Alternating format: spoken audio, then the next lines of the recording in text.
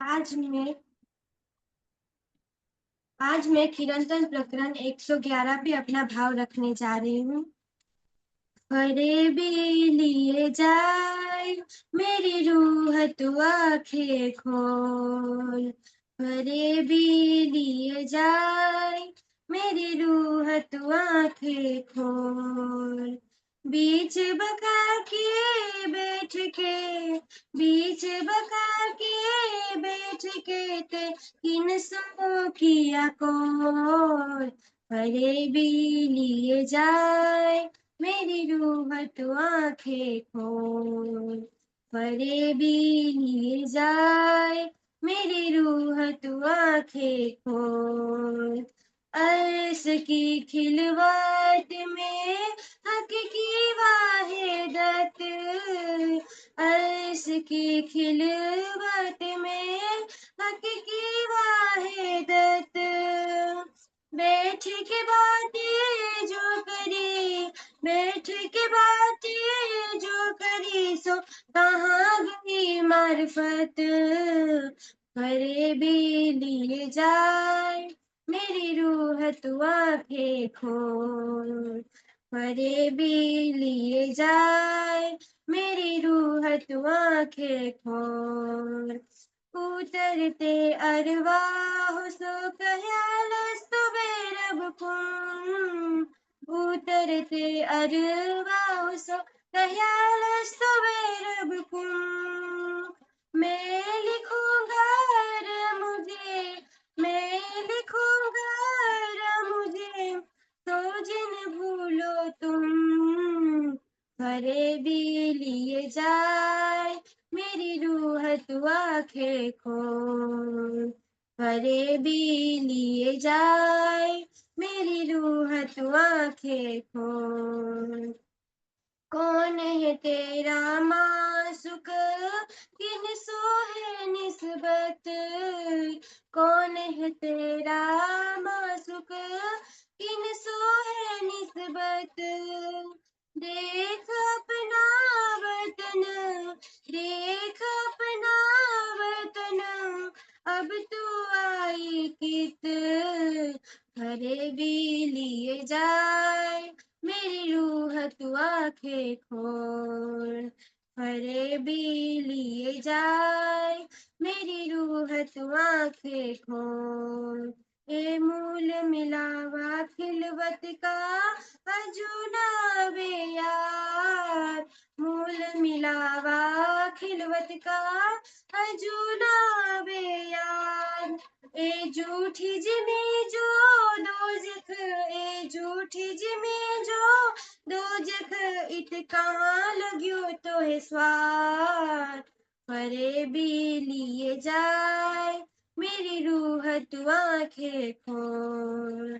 फरे भी लिए जाए मेरी रूह तू आंखें खोल। मोहम्मद कहे ए मोमिनो ऐसी क्यों चाहिए रूहन। श्री मोहम्मद कहे ए मोमिनो ऐसी क्यों चाहिए रूहन। ए महल देखो महबूब की ए महल देखो महबूब की अर्श जीनो वतन।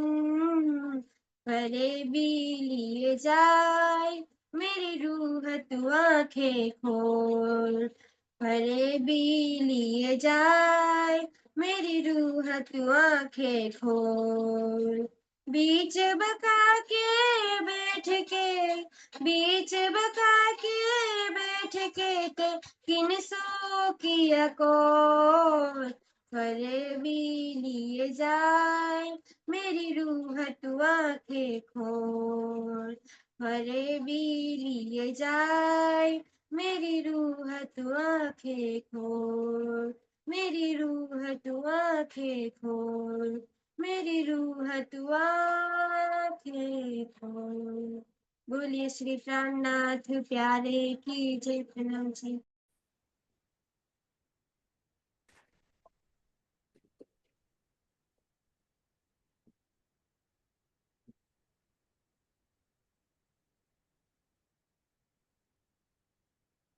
बोलो श्री प्राणनाथ प्यारे की जय। बोलो श्री सतगुरु महाराज की जय। पद्मावती पुरी धाम की जय। सर्व सुंदर साथ की। बंदो सतगुरु चरण को करूं सो प्रेम प्रणाम। अशुभ हरन मंगल करन धन श्री देव चंद्र जी नाम।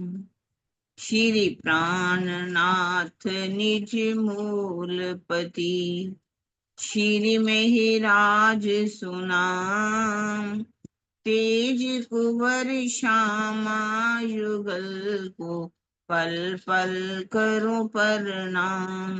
पिया जी को पल पल करूं प्रणाम।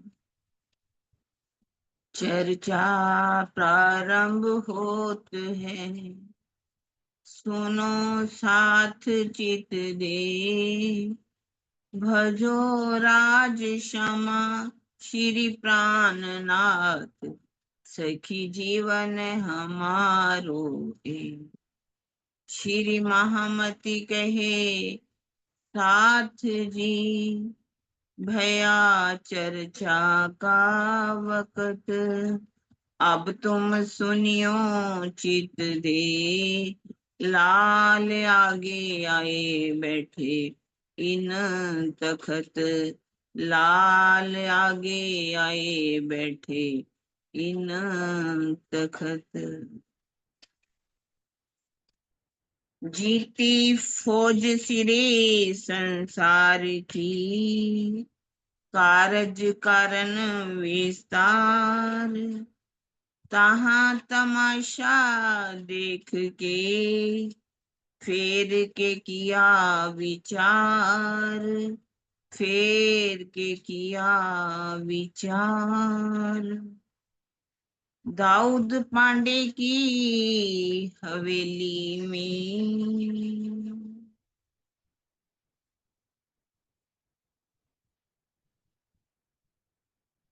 आप अक्षरटी धाम के लालदास जी की धाम हृदय में विराजमान होकर के हमें अब दिल्ली की बीतक सुनाने जा रहे। कल हमने हरिद्वार में 6 दर्शन वालों के साथ किस तरह से शास्त्रार्थ हुआ। जब शिरडी साहब के प्रश्नों का उत्तर वो नहीं दे पाए तो उन्होंने सब ने मिलकर के अब सोचा हम आपसे आपकी पहचान, आप हो कौन, अपनी पहचान बताइए, क्योंकि आप सनातनी तो लग रही जी। जैसे कि प्रचलित जितने भी संप्रदाय हैं उनमें से तो आप नहीं दिखाई दे रहे, तो आप अपना परिचय दीजिए। तब उन्होंने हरवंश प्रांत से अपना परिचय दिया। तब उन्होंने मिलकर के 24 जो प्रश्न बनाए थे कहा कि आप इन 24 प्रश्नों का उत्तर दीजिए। तो शिवजी साहब ने अपनी निजानंद पद्धति सुनाई जिसका वर्णन महेश्वर तंत्र में भी लिखा। जब ये पद्धति उन्होंने सुनाई तो सबने मान लिया कि यही विजयानंद बुद्ध निष्कलंक स्वरूप है। क्योंकि जो ग्रंथों में निशानियां लिखी हुई थी कि उस समय का जो वर्ष होगा 11 महीने का एक क्षय होगा और उस दिन धूमर केतु तारा भी निकलेगा। और वास्तव में उस दिन धूमर केतु तारा भी निकला और सब ने मिलकर के उनकी आरती उतारी। और जब आरती उतारी भोग भी लगाया। कृपा निधि सुंदर वर्षामा ये प्रकरण उतरा वहां पर। ऐसा नहीं कि ये प्रकरण वहां पर बोला, जहाँ जाहिरी आरती वहां पर हुई। ये आरती जो है, जो प्रकरण उतरा आखिरी के समय में जब 7वें दिन की लीला होगी। 7वें दिन की लीला में सभी 14 लोगों के जीव हैं योग माया के ब्रह्मांड में पहुंचे। ऐसा नहीं कि 14 लोगों में अमेरिका छूट जाएगा या अफ्रीका छूट जाएगा, सारे 14 लोगों के अंदर ही आते हैं, सभी जीव इकट्ठे हो जाएंगे। तो ये सब कुछ जम्बू द्वीप कहा गया, 9 खंडों में ये आरती उतारी जाएगी। 9 खंडों के जीव मिलकर के आरती उतारेंगे। ये 9 खंड कौन से हैं? भरत खंड, किम पुरुष खंड, केतुमाल, हरिवर्ष, भद्राश, इलावृत, रम्य खंड, हिरण्य खंड और पुरुवर्ष। ये 9 खंड हैं जिसमें छुपाई आती भई नई रे नवखंडो आरती श्री विद्यानंद बुद्ध जी की आरती प्रेम मगन होए उतारती सखी आप पियावर आरती। अर्थात सभी जीव मिल करके ये जो आरती होगी, क्या जाहिरी आरती होगी? एक बड़ा थाल ले लिया जाएगी, उसमें आरतियां सजाई जाएंगी और उनको बिठा करके आरती की जाएगी? ऐसा कुछ भी नहीं। सभी जीव जो है क्या होगा, अपने अक्षातीत के ऊपर पूरी तरह से समर्पित हो जाएंगे, पूरा समर्पण होगा उनका, क्योंकि उन्होंने उनकी पहचान कर ली कि जिसको आज तक हम परमात्मा की ढूंढ रहे थे, खोज कर रहे थे, वही पार ब्रह्म है। और अब हम उनके ऊपर पूरी तरह से समर्पित होते हैं, क्योंकि उसमें क्या है, जब आरती उतारना, पूरी तरह से रिझाना। जिस समय कौन होगा उसमें? मरु का जीव, उस समय मरु का जीव होगा और उसमें 2 शक्तियां होंगी सुंदर साथ जी, और ज्यादा नहीं होंगी। कौन सी? एक होगी अशराफी और जबराइल। ना तो उसमें अवेश होगा राज्य का, अक्षरबाम भी नहीं होगा, श्यामा जी भी नहीं होगी, कोई कोई शक्ति नहीं होगी। हाँ, अशराफील और जबराइल उसमें उनके अंदर होंगे और परम धाम जैसा पूरा राज्य का स्वरूप धारण करेंगे। और उस समय सभी उनकी आरती उतारेंगे, अर्थात उनकी पहचान करके पूरी तरह से समर्पित हो जाएंगे। जिसको कहा दुष्टाई समूह को संघात दी। अब सबके अंदर से दुष्टाई क्या है? अज्ञानता। सब जीवों के अंदर जो छुपी हुई दुष्टता थी वो समाप्त हो जाएगी। सबके हृदय में आनंद का विस्तार हो जाएगा। सब जन, चर और चर, सभी जीव जो हैं, सबको खंड मुक्ति मिलेगी। सबको आवागमन से के चक्कर से निकाल करके उनको विश्व में खंड कर दिया जाएगा। और इस तरह से ये आरती उतारी जाएगी और सभी मिलकर के उनकी आरती उतारेंगी। सभी मुक्त जीव होंगे उस वहां पर और सबके हृदय में उनकी शोभा विराजमान होगी।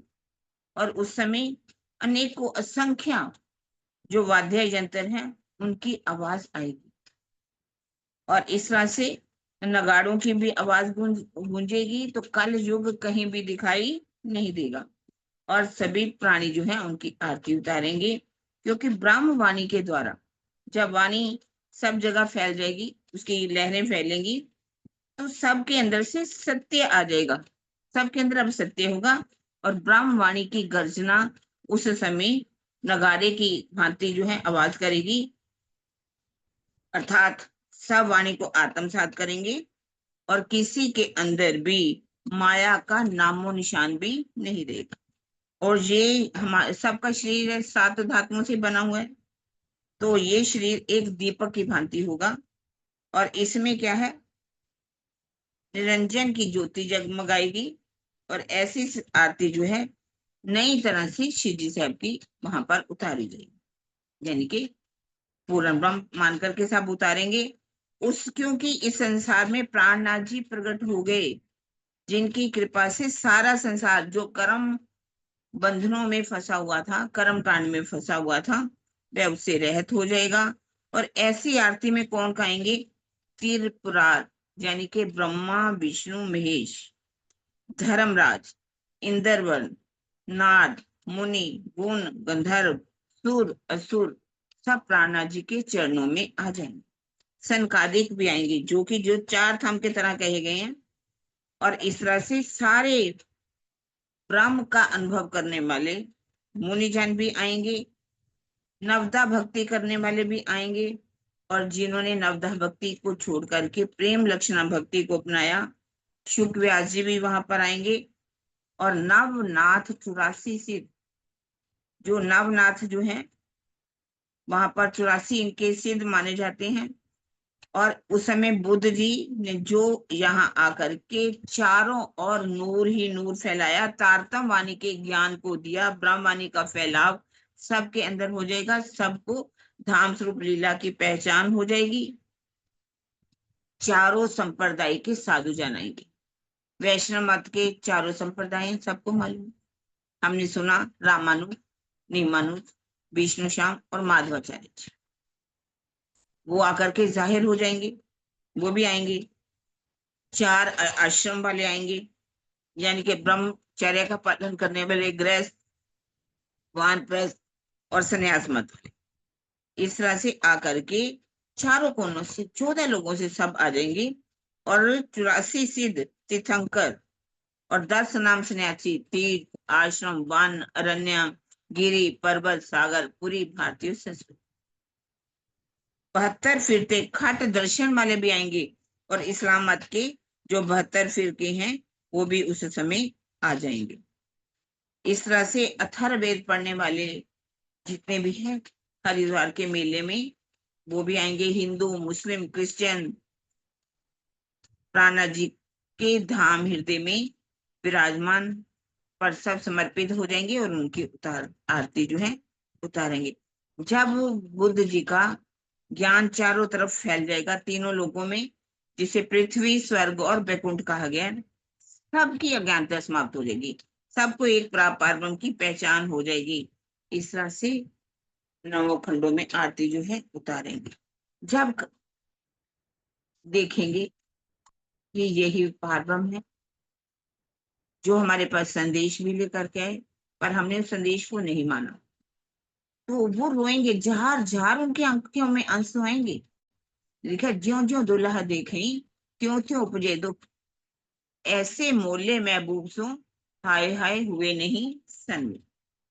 दीवानी में लिखा हुआ है, जैसे जैसे उनके स्वरूप की पहचान करेंगे, इन्होंने आकर के हमें संदेश तो दिया, पर हमने इनके स्वरूप की पहचान नहीं की।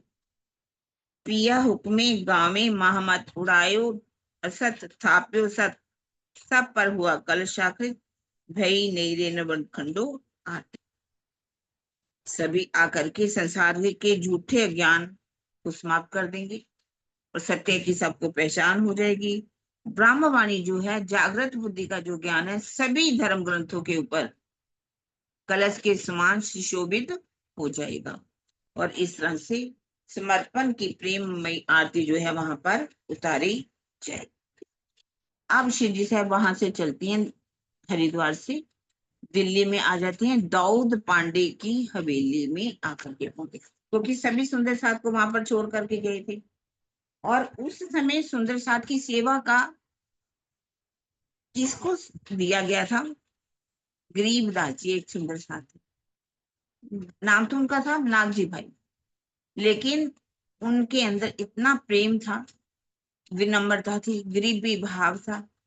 कहते, महामती के हैं मोमनो, ईमान इशक की शुक्र गरीबी सबर, इन विद रूहें दोस्ती प्यार कर सके तो कर। ये सुंदर भाव उसके अंदर थे, जिस कारण से श्री जी साहब उनको बड़े प्यार से क्या कहते थे? गरीबदास। नाम नहीं था उनका गरीबदास, इसलिए उनको खान सामा की उपाधि भी दी गई। अब लालदास जी कहते हैं, जो श्री जी साहब का हुक्म होता था वही वो हुक्म का पालन करते। अब जब आए दिल्ली के अंदर, तो 4 महीने वो कहाँ रह करके आए?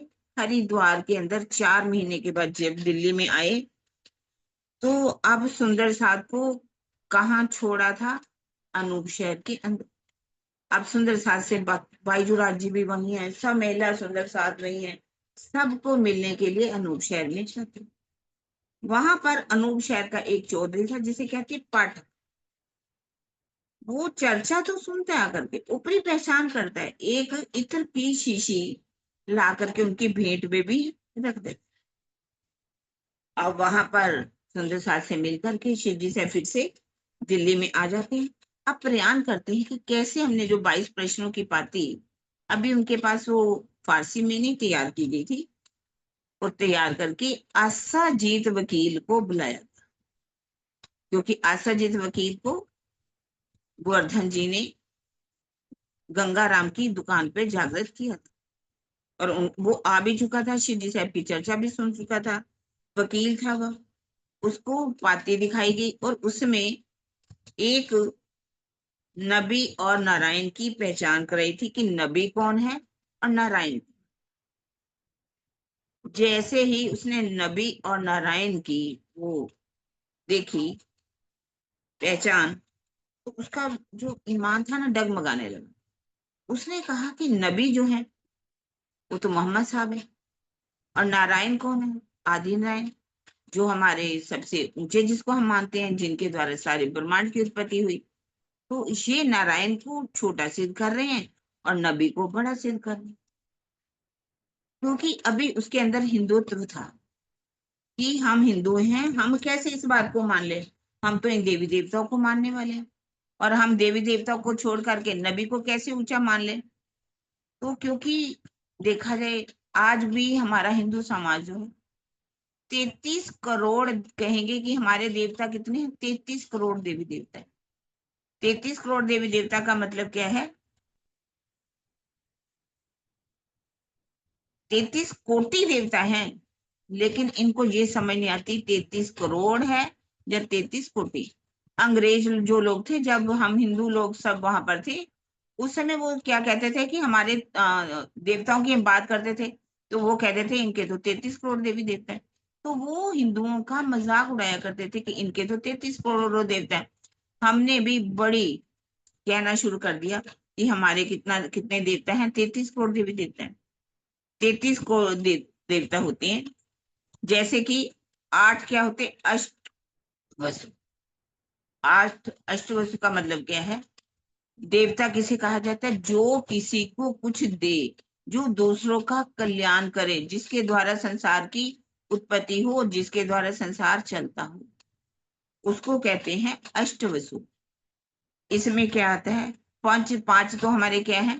तत्व। 5 तत्व का सारा ब्रह्मांड बना है, 5 तत्व का हमारा शरीर बना। पृथ्वी, जल, वायु, अग्नि और आकाश, और सूर्य, नक्षत्र और चंद्रमा। ये होते हैं 8 अष्टवसु जिन्हें कहा गया है। और क्या होते हैं? 12 आदित्य। 12 आदित्य का मतलब 12 महीने, क्योंकि 12 महीने के बाद यदि संख्या ना हो तो कोई भी संसार का कार्य नहीं चल सकता, इसलिए उनको 12 महीने कहा गया है। और 11 रुद्र। 11 रुद्र का मतलब क्या होता है कि 10 हमारी इंद्रियां हैं, और 11वां कौन सा है? हमारा मन। इंद्रियों के द्वारा ही हम सारा संसार के कार्य करते हैं। आंखों से देखते हैं, कानों से सुनते हैं, नाक से सुगंधी लेते हैं, त्वचा से स्पर्श करते हैं, जुबान से बोलते हैं, जीभा से। और इस तरह से ये हो जाते हैं 12 8 20, 11 31। एक होता है विद्युत और एक होता है यज्ञ। यज्ञ, विद्युत यानी कि ऐश्वर्य, ये बिजली संसार में, चाहे वो सोलर सिस्टम से द्वारा आज आज ही नहीं, पहले से भी सोलर सिस्टम चला जा रहा था। चाहे इंद्र के समय हो, चाहे हनुमान जी के समय हो, सब ने अपने विमान बना रखे थे जो कि इसी सोलर के द्वारा चलते थे। हनुमान जी के अंदर तो पूरा ज्योतिष का ज्ञान था। वो पूरा उनको सोलर का ज्योतिष, मतलब ये कैसे बिजली बनाई जा सकती है। आज भी एडिसन ने किससे बिजली को बनाया, उस तरह से ये भी क्या है, हमें कुछ देती है, इसके बिना जीवन नहीं। आज आज अभी बिजली चले जाए तो अंधेरा ऐसा छा जाएगा, तो शायद मुझे भी बंद करके बाहर सड़क पे जाना पड़ेगा, रोशनी ढूंढनी पड़ेगी। तो इस तरह से। और 11वां होता है यज्ञ। यज्ञ भी कई प्रकार के होते हैं। यज्ञ जो है, जैसे कि लोग करते हैं, वो यज्ञ करते हैं, अश्व यज्ञ करते हैं, और गधा यज्ञ करते हैं, ना जाने कितने यज्ञ करते हैं। और सबसे बड़ा यज्ञ कौन सा है? ये हमारा ब्रह्म ज्ञान यज्ञ है, जो आज हम ब्रह्म ज्ञान यज्ञ कर रहे हैं। हम अपनी आहुति उसमें डाल रहे हैं। और ये यज्ञ सबसे उत्तम है, क्योंकि इसके द्वारा यदि इस ज्ञान को फैलाया जाए तो किसी का भी जीव भव सागर से पार हो सकता।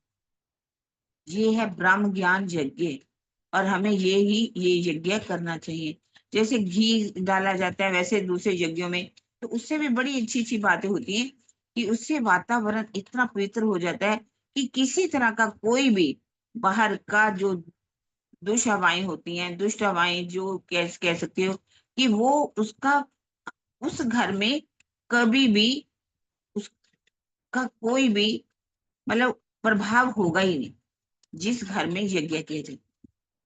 तो इस तरह से पौराणिक मान्यता को वो मानने वाला। वो देखिए, सारा संसार किसकी मूर्तियों की पूजा कर रहा है, सभी किसकी, कांस्य की मूर्ति, पत्थरों की मूर्ति, चाहे वो लोहे की धातुओं की मूर्ति हो। जिस वो देखिए, एक बहुत अच्छी कहा जाता है कि वो लोग जो मूर्तियां बेचते हैं वो कहते हैं, देखो परमात्मा, तुमने तो ये मूर्तियां बनाई और हमने तो आपको ही बना डाला, और आपकी जो मूर्तियां बनाई है उसकी कीमत नहीं है, और हमारी बनाई हुई मूर्तियों की कितनी कीमत है।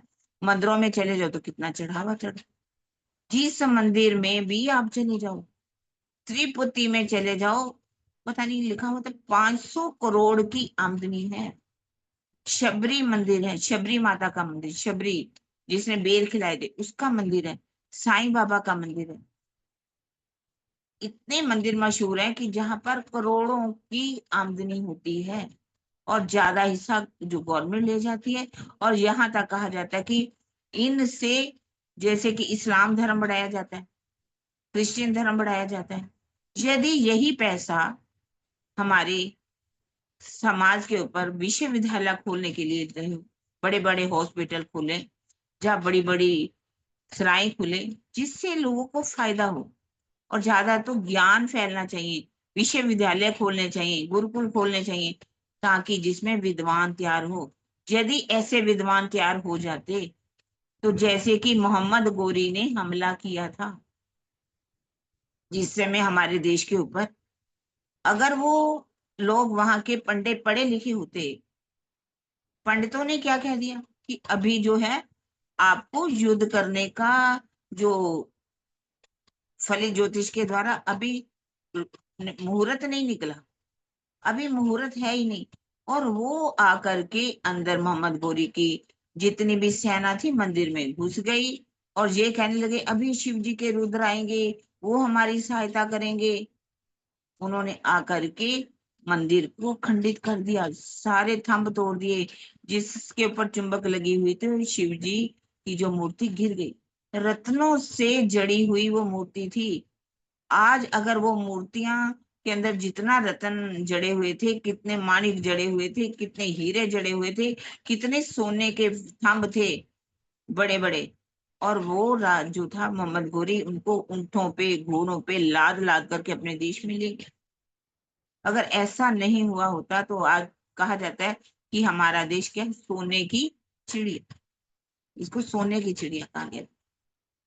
आज भी भले ही हमारा देश जो है कुछ 7वें 8वें नंबर पर आता है सोने में, अगर मंदिरों में जितना सोना है ना चढ़ा हुआ, आज भी अयोध्या में भी अभी नया नया मंदिर बना, उसमें भी कितना सोना चढ़ गया, कितने हीरे मोतियों के हार चढ़ गए। ऐसे इतने मंदिर हैं जिनके अंदर कलश सोनों के चढ़े हुए हैं। अब हम देखें हमारे मंदिरों में भी सोने के कलश चढ़े हुए हैं।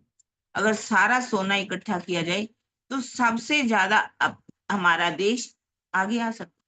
सिर्फ जो खजाने में है उसके लिए 8वां और 9वां नंबर है, पर हमारे देश में इतना सोना। इसलिए उन्होंने कहा कि ये जो नबी है वो तो मोहम्मद साहब के रूप में वहां गए, और जा करके उन्होंने अल्लाह ताला का दीदार किया, दर्शन किए।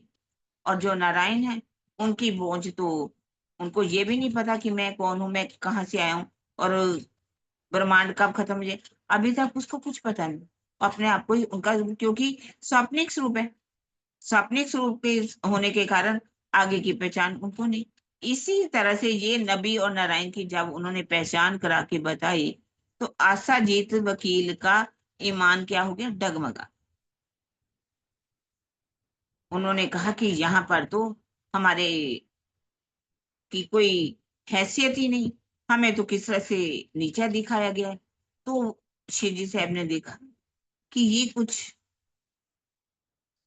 विचार इसके अच्छे नहीं है, इसलिए इनको छोड़ दिया। तब उन्होंने कहा तुम जाओ और जा करके उसका जो औरंगजेब बादशाह का नजदीकी कौन है उसको जा करके देखो। ए विचार करके जाए मिले शेख सुलेमान, 300 कहा हमको मिलाओ सुल्तान। क्योंकि जब देखा असरजीत वकील के अंदर तो कोई अंकुर नहीं, क्योंकि उसने एक बात कही उस समय कि मैंने सुना था कि बिना सिर के आदमी आएंगे, ग्रंथों में मैंने पढ़ा था कि बिना सिर के आदमी आएंगे, कानों से तो मैंने सुना था, पर आज मैंने जिमी के अंदर आप सबको देख लिया। क्योंकि आपको औरंगजेब बादशाह के पास डरने से डर नहीं लगा, आपको ये डर नहीं है कि हम मौत के मुंह में जा रहे हैं।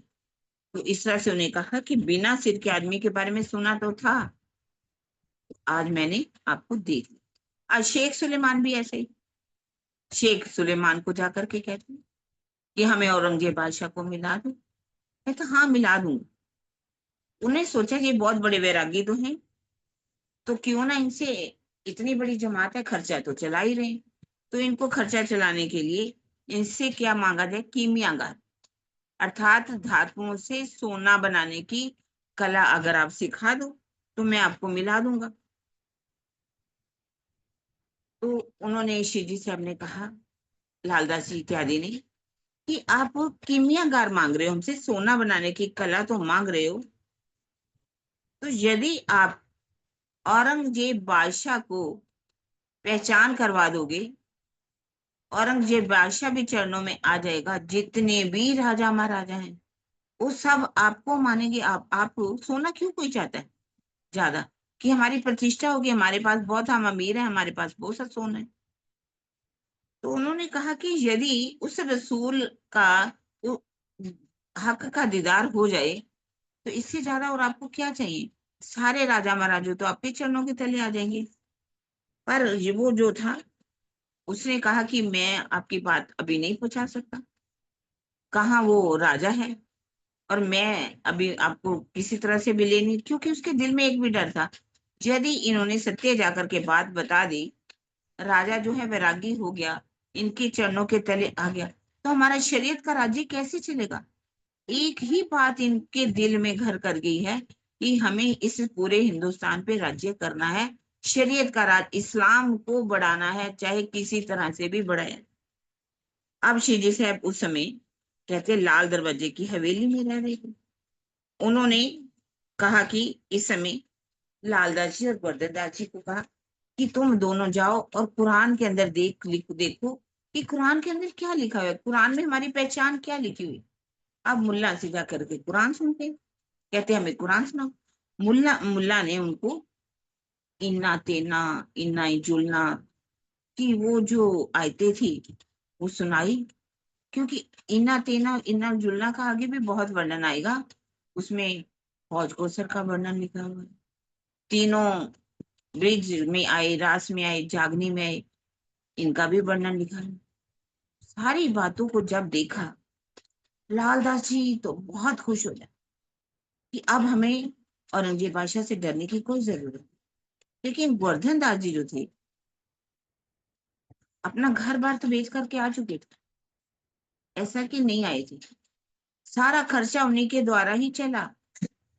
अब पर क्या हुआ, अभी ईमान जो एक पक्का होना चाहिए ना, परिपक्व ईमान, उसके अंदर भी क्या कहने लगा, यदि ये सब बातें हम जा करके राणा जी को बताएंगे तो औरंगजेब बादशाह के पास संदेश लेकर के किसको जाना पड़ेगा, हमें ही तो जाना पड़ेगा।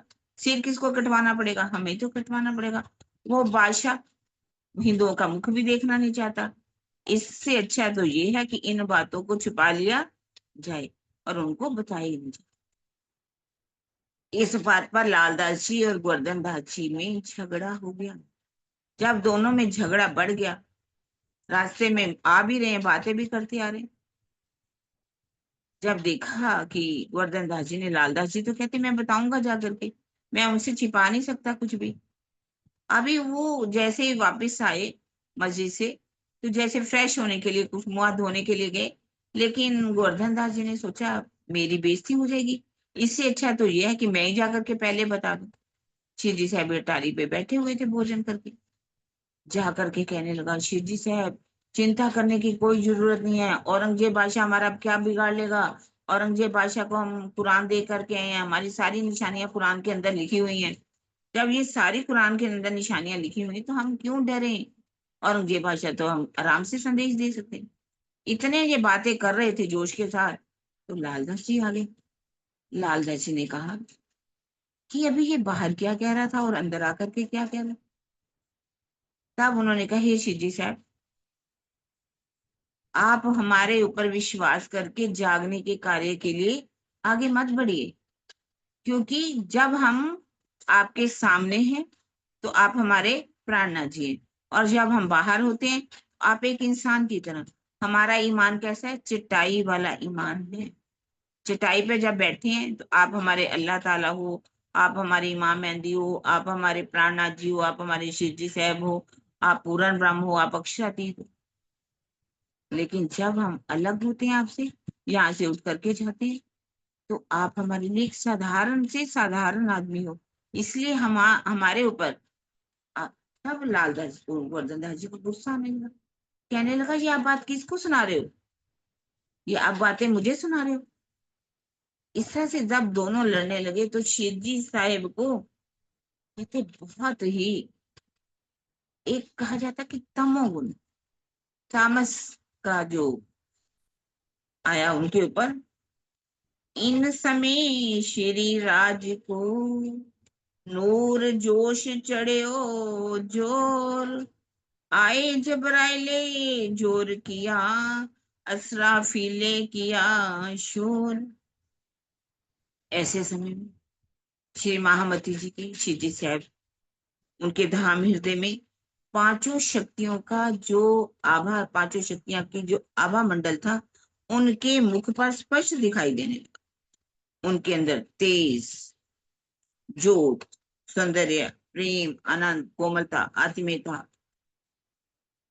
जितने भी गुण थे सब दिखाई देने लगे। क्योंकि असराफील भी, उसके अंदर जो असराफील जो है उसका भी जोश जो है दिखाई देने। इसका मतलब ये नहीं है कि चेहरा उनका कोई विशेष बदल गया। उनके अंदर हर गुण जो था अंदर था उस समय।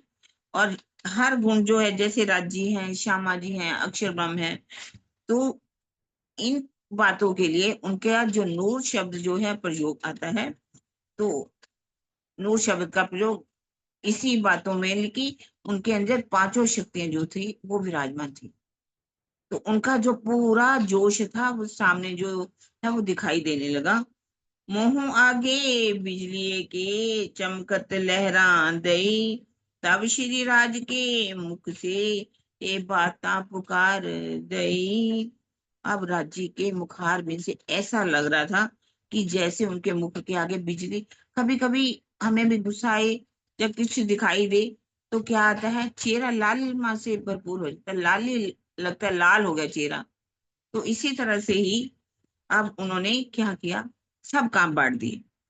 कारखाना कागत का ए सौंपया लाल दास, उदयपुर को जावही भीम कांद मोमिन का। कहते जागने का काम अब मुझसे नहीं होता, अब जागने का काम खत्म। लालदास जी आप कारखाना संभालो। और उदयपुर में किसको भेजा, भीम भाई को और मुकांदा जी को। और गोवर्धन भट्ट जी को कहा तुम जाओ सूरत, सूरत जा करके अपना चर्चा करो, जो आपने करना है करो। हम कहाँ जा रहे हैं, अनूप शहर की तरफ चलते हैं। अब शिव जी साहब ने सारी व्यवस्थाएं बांट दी, और सारी जागने की जो है उर्जन समाप्त हो गई।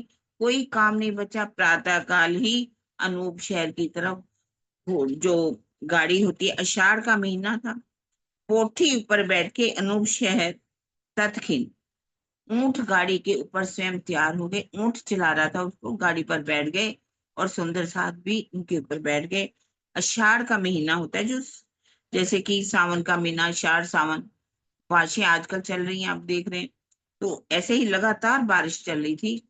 ऐसे समय में मार्ग में ने चलते, पेट छूटा ताहे जाए के, अर्थात उनको दस्त लग गए, इतने ज्यादा दस्त लग गए कि लाल बाई जो है रोने लगी। डर के लाल बाई रोई ले धनी की। और लाल बाई इतना घबरा गई कि शिव जी साहब की हालत कैसे हो रही है। तो उसने राजी को प्रार्थना करने लगी कि इनको ठीक कर दो। माणिक भाई ने उस समय, माणिक भाई थे, उन्होंने भी औषधि दी। शिव जी साहब कहने लगे, लाल भाई रोने की जरूरत है, अभी मेरा चलने का समय नहीं हुआ। जब मेरा धाम को प्रस्थान करने का समय होगा मैं तुम्हें बता दूंगा। अभी चिंता मत करो, अभी जागने का कार्य हमें बहुत करना, अभी प्रलय भी होने वाली नहीं है, मेरी प्रलय भी जैने की होने वाली नहीं।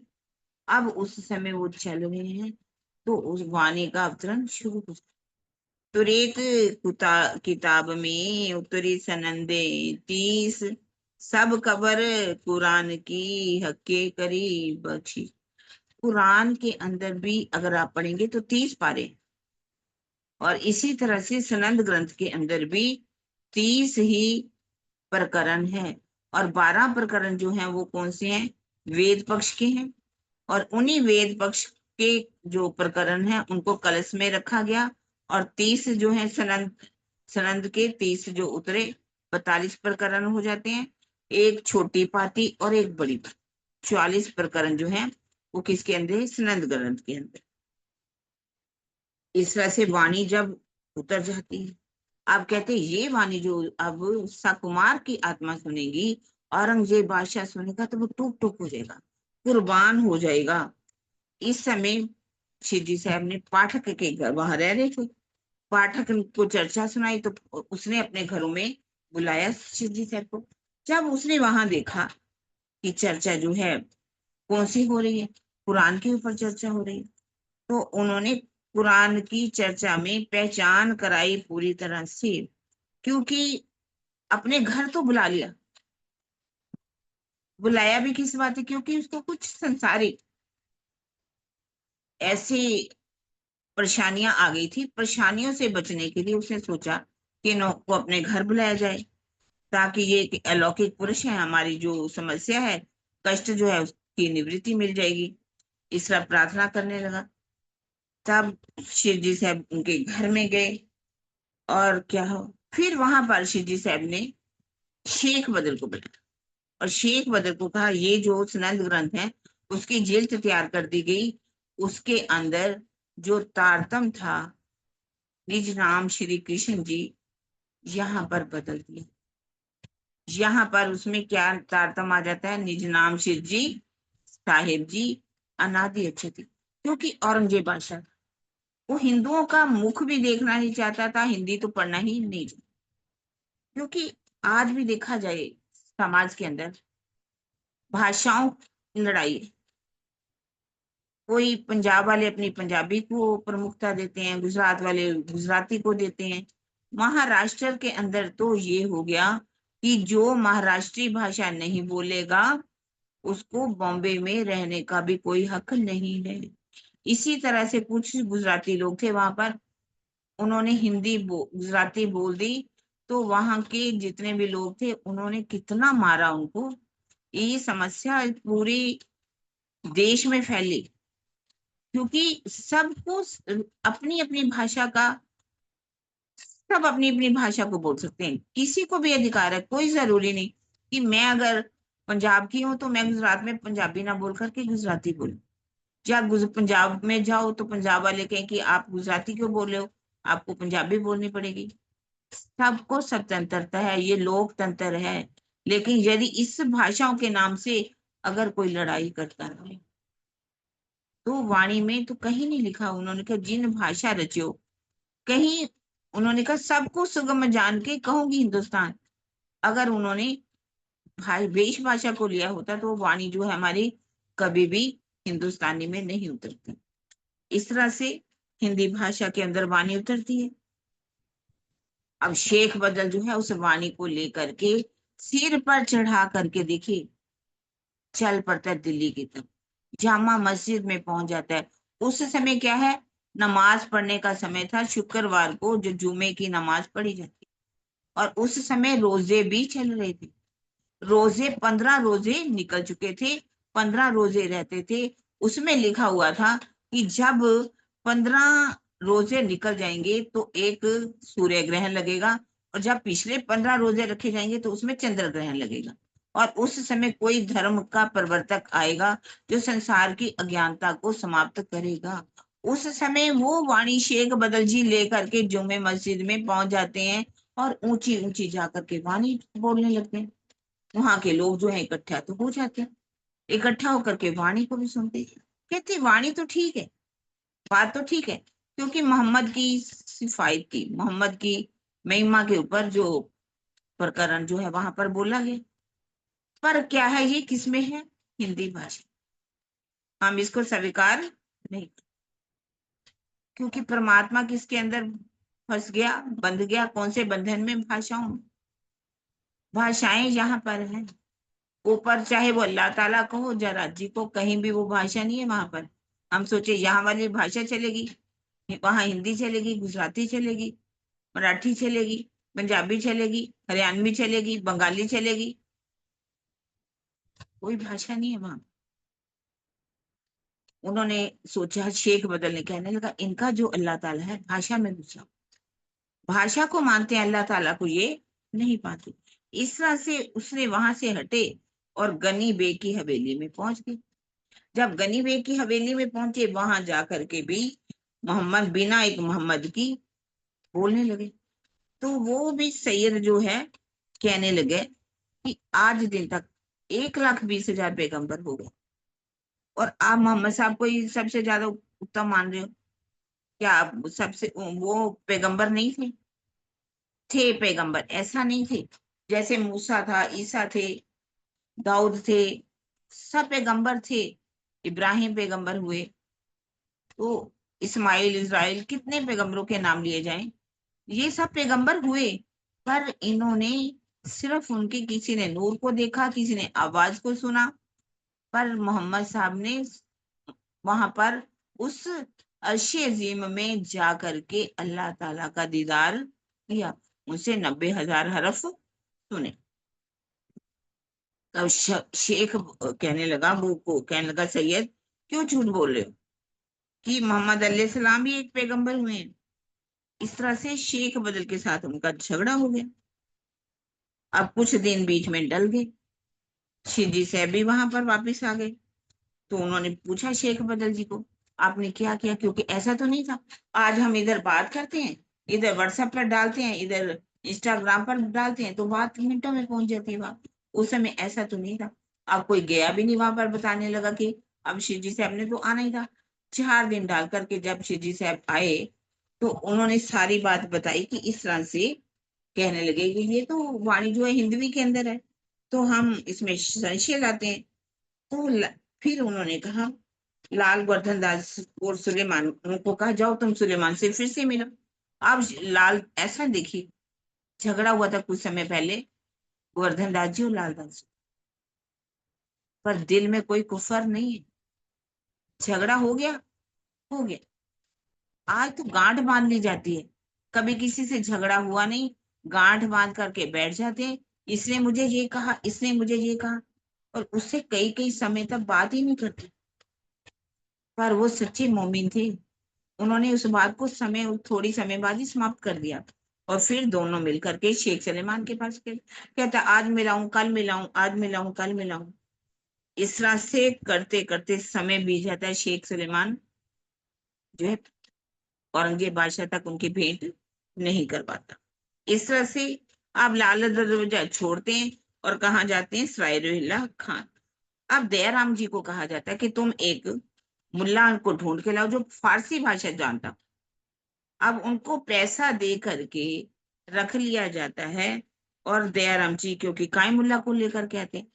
अब वहां पर एक प्रसंग लिखा जाता है, कौन सा, शेख जी और मीरा जी का, जिसको आज से पहले जो है मीरा का किस्सा माना जाता है। मीरा का किस्सा नहीं, शेख जी और मीरा जी का अर्थ क्या है, शेख जी प्राणा जी को कहा गया, और मिराजी किसको कहा, लालदास जी, क्योंकि उनके जितने भी 5 उनके राज दरबारी थे, उनके साथ लालदास जी ने किस तरह से बैठ करके क्या किया, बातचीत की। उसको शेख जी और मिराज जी के नाम से एक प्रसंग बना करके एक पत्र रुका तैयार किया गया, और ये रुका लेकर के जो उनका था सुल्तान का जो उस्ताद था शेख निजाम, उसके पास जाते, पर देखा कई बार उनके पास जाते पर वो बात सुनता ही नहीं। अब उन्होंने वहां पर सोचते कि किताब मांगी जाए। एक वहां पर सूरत का सौदागर होता है, वो कहता है मेरे पास जजालनामा। श्री साहब लादा जी को कहते हैं तुम जाओ उनके पास जजालनामा लेके। कितने दिन तक, 15 दिन तक पहुंच जाते हैं लालदास जी उस सूरत के सौदागर के पास। रोज टाल देता है, अभी मैं कहीं जा रहा हूँ, अभी मैं कल मिलूंगा, परसों मिलूंगा। रोज जाते हैं, रोज जाते हैं। इस तरह से वो आने बहाने बहाने बनाता रहता है, लेकिन नहीं देता। फिर कहता है नहीं नहीं, मेरे पास वो तो किताब कोई ले गया, वो किताब तो मेरे पास है ही नहीं। मेरे पास कौन सी तफसीर हुसैनी। शेख जी साहब को कहते वो जजालनामा तो नहीं दे रहा, लेकिन कह रहा कि मेरे पास तफसीर हुसैनी। शेख जी ने साहब कहा कि वो तो किताब जो है बहुत ही महत्वपूर्ण, आप जाओ और उस किताब को लेकर के आओ। अब वो किताब लेने के लिए कई दिन तक लालदास जी लेने जाते हैं, लेकिन कहा जाता है कि वो मुकर जाता है और किताब नहीं देता। अब देखा कि शेख जी साहब के दिल में तो किताब तफसीर हुसैनी को पढ़ने का इतना है, तो मैं क्यों ना किताब का इंतजाम करूं। तब वो क्या करता है, कहता है कि शेख जी साहब आप चिंता नहीं करो, मैं आपको ये किताब ला के दे। अब उस किताब को लेने के लिए उसके पास बाहर के लोग जो हैं मुसलमान उनके व्यापारी थे, उन व्यापारियों के नाम से एक पत्र जो है लिख दिया अपने मुसलमान दोस्तों को कि मेरे मित्रों का एक आया है कि उनको तफसीर हुसैनी चाहिए, आप ला करके दे दीजिए। जब वो किताब लेने जाता है तब वो कहते हैं ठीक है चिंता नहीं करो, हम आपको किताब ला के देंगे। किताब लेने जाते हैं तो वो ला करके किताब, क्योंकि उस समय ऐसा था कि मुसलमान जो लोग थे हिंदुओं को किताब भी नहीं लेने देते थे। उनको ये था कि हिंदू अगर कोई किताब ले गया हमारी, तो हमारी किताब जो है क्या हो जाएगी, अपवित्र हो जाएगी। क्योंकि हिंदुओं को वो क्या कहते हैं, काफिरों को तो ये कुरान पढ़ने का अधिकार ही नहीं। अब तो ऐसा भी पीछे नियम हो गया तो कि कोई कुरान का नाम भी नहीं ले सकता। कुरान शब्द भी उनके, अल्लाह ताला का शब्द भी हिंदुओं के मुख पर नहीं आना चाहिए। अगर अल्लाह ताला, क्या परमात्मा सबका अलग अलग है, हिंदुओं का कोई अलग है, सिखों का कोई अलग है, मुसलमानों का अलग है, ईसाइयों का अलग है, जैनियों का अलग है, बौद्ध का अलग है। परमात्मा तो सबका एक है, लेकिन सब ने अपने जुदे जुदे नाम गावही, जुदे जुदे जुदे धरे अनेक। सब ने अपने अपने नाम बना लिए, सब ने अपने अपने संप्रदाय बना लिए, सब ने अपना अपना परमात्मा अलग अलग बना के। इस तरह से जब किताब मिल जाती है, 40 रुपए दयाराम जी उनको दे देते हैं, और 2 रुपए जो है वो वापिस दे देते हैं। ये किताब 38 रुपए। जैसे दयाराम जी को ये किताब मिली, उसके पैर तो अब कहते हैं कि ये पांव जमीन पर नहीं लगते मेरे। खुशी जब होती है, इतना तेजी से दौड़ता है शिव जी साहब को, जाकर के कहता है शिव जी साहब अब ये किताब जो है मुझे मिल गई। अब उस किताब को पढ़ा जाता है। जैसे ही कायमुल्ला के द्वारा वो किताब पढ़ी जाती, इन्ना इल्जुलना सूरत का उसमें वर्णन लिखा होता है। इन्ना इल्जुलना सूरत का मतलब हूद नबी के घर तूफान का आना, नूह नबी के घर में तूफान का आना, इस लैलतुल कदर रात्रि के तीनों तकरारों का वर्णन, और इन्ना तेना सूरत में हौज कौसर का वर्णन, जिसे हमारे धर्म ग्रंथों में मरियम सराय कहा गया है। अर्थात फौज को सर का तालाब कैसे है, पुखराजी पहाड़ से कैसे निकला, जोए का वर्णन, जमुना जी का वर्णन, सारी बातें जब हकीकत पड़ी जमुना जी की, जमुना ताल की, पाल का भी वर्णन लिखा है उसके अंदर, तब शिव जी साहब के हृदय में एक चोट लगती है। उनका ऐसी हालात हो जाती है कि वो बस कहते कि आप पढ़ते चलो, सुनता चलो। ऐसा नहीं था। जिसके अंदर इतनी स्वयं अक्षरातीत विराजमान हो, इलम का सागर विराजमान हो, क्या उनको कुरान की जरूरत पड़ेगी? पढ़या नहीं फारसी, ना कछु हरफ अरब, छुया ना कान, सुनया ना कान कुरान को, पर खोलत मायने सब। उन्होंने फारसी नहीं पढ़ी, पढ़या नहीं फारसी। बहुत से आजकल के गादीपति जो भी लोग हैं वो क्या कह देते हैं कि शिव जी साहब 9 वर्ष तक तो कहाँ रहे, 7 वर्ष तक पहले रहे, वहां जाकर के जब अरब में जाते हैं, और उसके बाद भी उनको जब ठट्ठा नगर जाते हैं, फिर मस्कत बंदर जाते हैं, बासी बंदर जाते हैं, लगभग 2-3 वर्ष तब भी रहे। इतने वर्ष रहने के कारण उनको अरबी और फारसी आ गई थी, इसलिए वो भाषा को जानने लगे थे। ये हाँ सोच है किसकी? जिनके अंदर स्वयं इलम का सागर हो। एक बूंद आई हक दिल से, तीन कायम किए थे शर्त। एक बूंद की सिफत देखियो, होसी कैसा सागरों बन। हक दिल में कई सागर, राज्य के दिल में जहाँ सागर, इलम के सागर हों, तो वो क्या सोचेंगे कि कोई पढ़ करके सुनाए तभी, जब वो वहां जाकर के फारसी सीखेंगे तभी उनको भाषा आएगी। इस तरह से 3 रोज तक शिव जी से वहां बैठ करके चर्चा, उनकी बातें सुनते कुरान के अंदर क्या लिखी हुई है। अब वो इतने खुश हुए कि मोमिन जो है, हम ही इस वाणी के वारिस हैं। कुरान के वारिस कौन है? हम हैं। उन्होंने कहा, सुनियो भीम मुकंद जी, उद्धव केशव श्याम, हम पाती पड़ी मोहम्मद की, पाई हकीकत खान। हम अपने घर की इशारते और ना समझे कोई, और कोई तो समझे जो कोई दूसरा। हमारी सब बातें कौन समझेगा? हम ही तो समझेंगे, दूसरा कोई कैसे समझ सकता है? इस तरह से सब पातियां लिख करके चारों तरफ भेजी जाती है, और वो पाती नौतनपुरी के अंदर भी पहुंचती है। जैसे ही पाती पहुंची, उन्होंने कहा कि बिहारी जी ने कि नाग जी, प्रेम जी और संग जी, कि तुम जाओ और जा करके देखो कि वहां कैसा चलता है, जा करके उनको पहचान कराओ वहां पर जा करके कि गादी की महत्ता क्या है। गादी पर बिहारी जी महाराज बैठे हैं, तो आपको उनकी तरफ पूरा ईमान लाना चाहिए, उनकी तरफ श्रद्धा करनी चाहिए, और जा करके आप जाओगे, कुछ भेंट भी मिलेगी, क्योंकि हमारे पास तो पैसा है ही। कुबेर का खजाना भी किसी का पास होना, अगर कमाया ना जाए तो एक ना एक दिन वो भी खत्म हो जाए। अब प्रेम जी, नग जी और संग जी आ जाते हैं प्रबोधने के लिए। जब श्री जी साहब दिल्ली में रुहिला खान में ले बैठे रह रहे थे, पर इनको तो मसनद का काम था। अब जब वहां आते हैं तो चर्चा, सनद की चर्चा होती है। कुरान के बिना कोई बात ही नहीं होती, रसूल के बिना कोई बात ही नहीं हो रही। मोहम्मद साहब की खुदा क्या कौन, मोहम्मद साहब कौन, सारी पहचान कराई जा रही है। अब वहां पर चर्चा भी होती है। जब ये वहां पर आते हैं, बड़ी जोश के साथ बात करते हैं कि हम गादीपति महाराज बिहारी जी के महाराज वहां से आए हैं, हमारा रुतबा कितना ऊंचा है, हमारी आपको इज्जत करनी चाहिए, हम वहां देवचंद्र जी की गादी से आए हैं। बड़ी जोर जोर से बातें करती।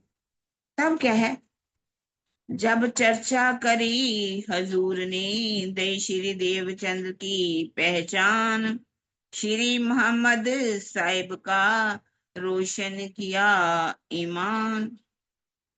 अब बैठ करके शिव जी साहब ने जब चर्चा की, तो चर्चा के समय ऐसा लगा उनको तीनों को कि चर्चा जी कौन कर रहे हैं? देवचंद्र जी करें। देवचंद्र जी के स्वरूप की उनको पहचान होने लगी कि यहाँ तो कोई और है ही नहीं। श्री मोहम्मद साहिब का रोशन किया ईमान, और मोहम्मद साहब के प्रति उनके दिल में सच्ची आस्था जो है वो जागृत। अब उनको मिला करके जब चर्चा सुनाई कि इन्हीं को बसरी सूरत मोहम्मद कहा गया, यही मलकी सूरत है, यही हक्की सूरत है, और छुपाई हुए इत मोहम्मद को मिल चले, अहमद पाया ही खिताब, ईसा और मोहम्मद मिले, मारे दजाल सिताब। कि किस तरह से मोहम्मद साहब की, जब मोहम्मद का कलमा और देवचंद्र जी का लाया हुआ तारतम, जब दोनों को मिलाया गया, ईसा और मोहम्मद मिले, तब क्या हुआ? मारे अज्ञानता सबके अंदर की समाप्त करी कि परमात्मा अलग नहीं है। इस तरह से उनको जब पहचान करी तो उन्होंने अब चारों तरफ पातियां लिख दी। पातियों में क्या लिखा कि हमने देवचंद्र जी को इंद्रावती जी के अंदर देखा, विराट जी के अंदर देखा। चारों तरफ किताबें जो है पहुंच गई पातियां। और अब यहाँ पर शिवजी साहब ने उनको पहचान पूरी कराई और शेख बदर जी, नाग जी और संघ जी को बिठा करके पूरी तरह से चर्चा सुनाई। यहाँ पर ये कहा जाए कि एक ठोर किए जब संघ जी शामिल हुए के ताम खिलाया सब। कुछ ऐसा भी कहा जाता है, ताम खिलाने का मतलब कि मुसलमानों हिंदू को बिठा दिया, आप मिलकर के भोजन कर लो। तो भाई हमारे यहाँ तो आत्मिक नाता है, हम तो शरीरों की को देखते नहीं। पर यहाँ वो बात नहीं थी। सनंद की वाणी के द्वारा, वेद के द्वारा, भागवत के द्वारा, सब ग्रंथों के द्वारा एक परमात्मा की पहचान करा दी गई कि जो सोई क्या कतेब ने, सोई क्या वेद, दो बंदे आप एक साहेब के पर लड़त भी ना पाए भी। कि दोनों में कोई, हिंदू और मुसलमानों में कोई भी अंतर नहीं है, दोनों का परमात्मा एक है, पर आपस में भेद बना करके लड़ाई कर रहे हैं। इस तरह से 22 दिन तक प्रेम जी, नंग जी और संग जी वहां पर है। 22 प्रश्नों की पाती का भी आता है, 22 प्रश्नों की। 22 दिन का पहले भी हम वर्णन सुन चुके हैं 2 बार, तीसरी बार ये वर्णन। 22 दिन देवचंद्र जी के पास विराजी रहे, सिद्धपुर में भी 22 दिन तक रहे, और यहाँ पर प्रेम जी, नंग जी और संग जी भी 22 दिन तक रहते। चौथी बार उज्जैन में आएगा। इस तरह से जब प्रेम जी, नाग जी और संग जी बैठे हुए थे, कुछ बातें कर रहे थे, तो इन्हों प्रेमदास जी जो थे, इनको लगा कि ये नाग जी, संग जी के अंदर जो एक इनके प्रति विश्वास होना चाहिए, ईमान होना चाहिए, अभी पक्का नहीं है। क्योंकि वहां पर कुछ बात और करते हैं तो यहाँ पर और करते हैं। तब उन्होंने उनको कहा कि आपके दिल में ईमान पक्का नहीं है, तो आप क्या स्वरूप की पहचान कर रहे हो। तो उन्होंने अपने दिल की बात तो थोड़ी कर ही दी।